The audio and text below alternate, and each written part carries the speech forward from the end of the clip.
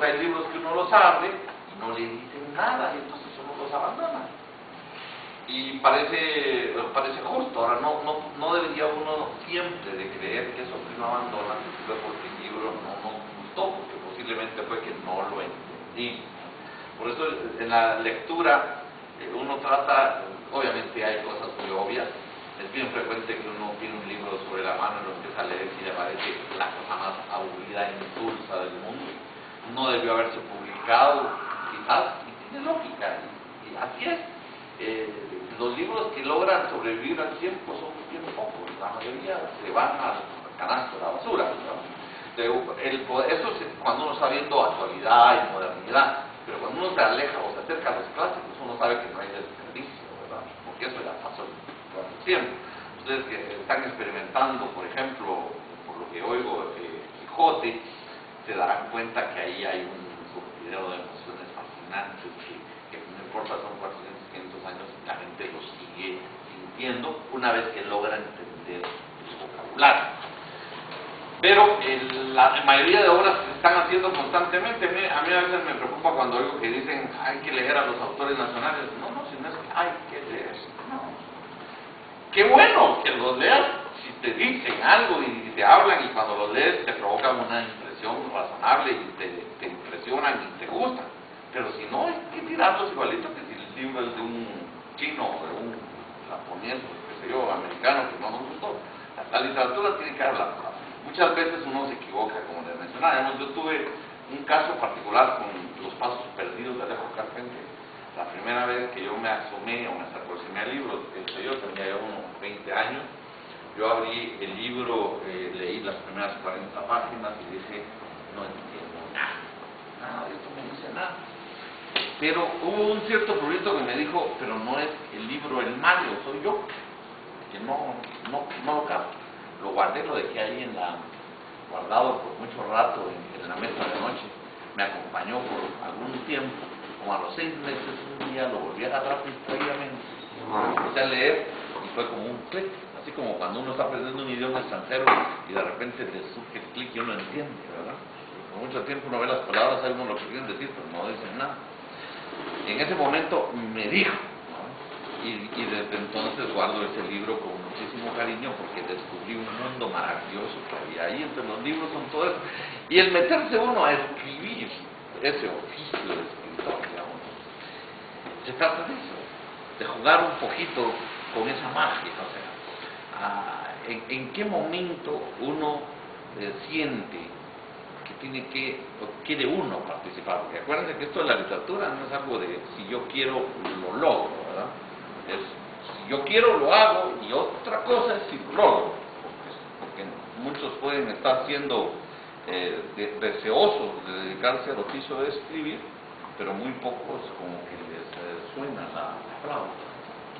Entonces uno tiene que entender que el acto de la creación es un acto de profunda vocación, de profundo deseo y de profunda humildad, porque puede ser que cualquiera que se dedique a este oficio pase totalmente inadvertido por siempre.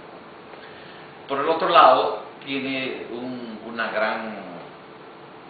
gran seducción, por cuanto escribir implica meterse a un mundo privado, ajeno, misterioso.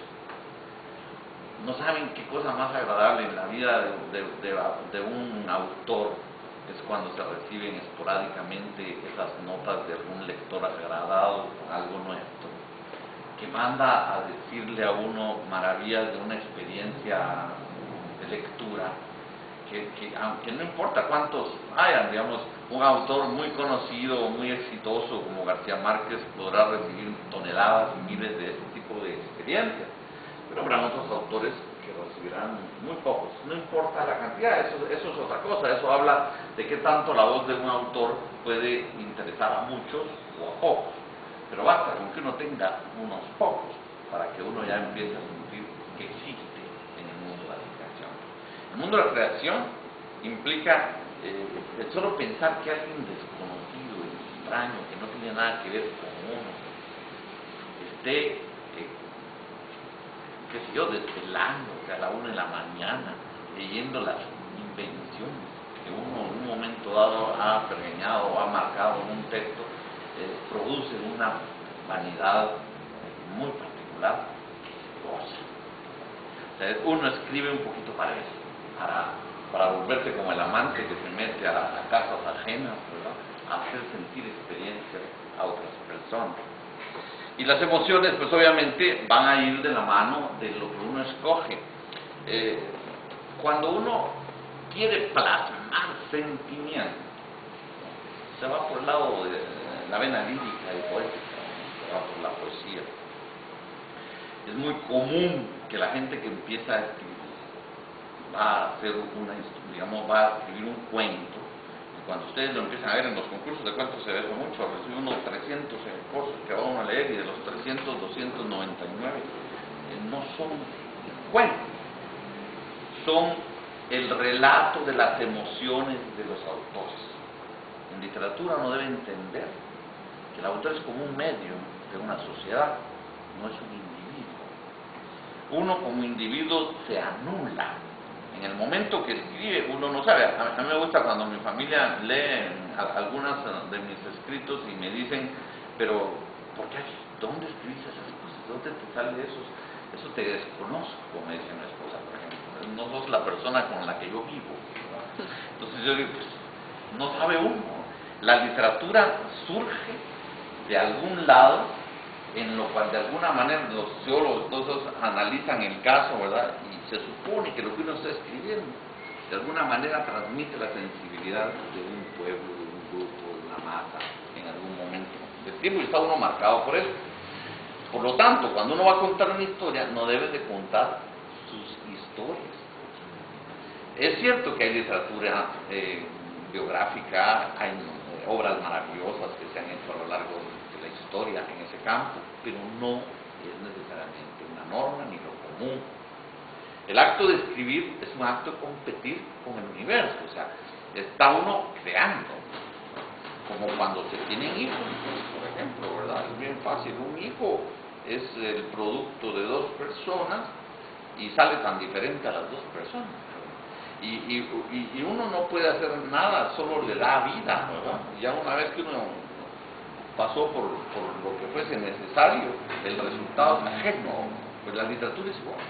Cuando uno está escribiendo, lo que surge se independiza. Y por eso lo que uno tiene que cumplir son ciertas normas. Por ejemplo, salir uno del esquema. Es cierto que absolutamente todo lo que uno escribe va a estar pasado por los ojos de uno mismo, y por lo tanto los colores, los aromas, los sabores, todo lo que uno plantea en la literatura es generalmente el resultado de la experiencia, ¿verdad? Es muy difícil que una persona, qué sé yo, un francés que jamás ha venido a Guatemala, pueda expresar lo que es la experiencia de comerse un tamal o un pepián si nunca lo ha probado. Pero aquel que prueba y sabe lo que es un pepián, cuando lo va a describir, puede contarlo de tal manera que se le hace agua en la boca a personas que nunca han probado el pepián. Me explico. Como cuando Miguel Ángel Asturias, con esa maestría que tenía, describe aquellos momentos en los cuales se va a comer un tamal con la mano, ¿verdad? Y agarra el tamal y lo come y se chupa los dedos. Lo cuenta con un tal habilidad que impresiona, ¿verdad? Por algo es la figura que es nuestra figura más importante de la narrativa, porque lograba transmitir eso. Pero cuando se estaba comiendo el personaje, el tamal, no era Miguel Ángel Asturias, aunque Miguel Ángel Asturias alguna vez se lo comió con las mismas ganas, me explico, pero él no necesariamente tiene que estar contando su vida personal. Cuando uno lee las novelas de Miguel Ángel pongo como referencia por ser nuestra figura más relevante, y es pues, lo más obvio para poder ir haciendo algunos ejemplos, cuando uno ve la manera como él, por ejemplo, va a contar una historia, cuenta El espejo de Elías Sal, es una historia que seguramente todos han leído, ¿verdad? Si ustedes se recuerdan, la maravilla con la que él crea los personajes, crea al ciego, a la muchacha esta que jalada por la vanidad se va a ver reflejada en un espejo que es el lago para verse de cuerpo entero hasta que se cae y se ahoga, ¿verdad? Que es todo el desarrollo. Pero en ese desarrollo de la historia, todos los personajes que van apareciendo son seres de carne y hueso, totalmente